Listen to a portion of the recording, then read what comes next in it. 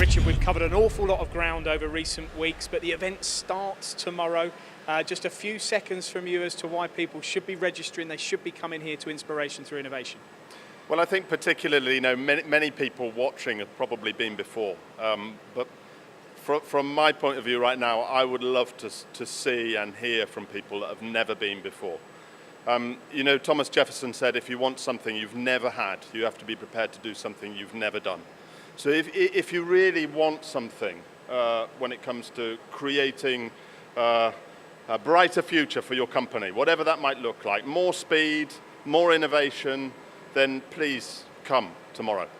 You cannot find anywhere else really what you can find here, can you? The collaborations are incredible. All kinds of machinery suppliers, technology on show, work holding, automation, all of it. Yeah, and you're so right, Paul.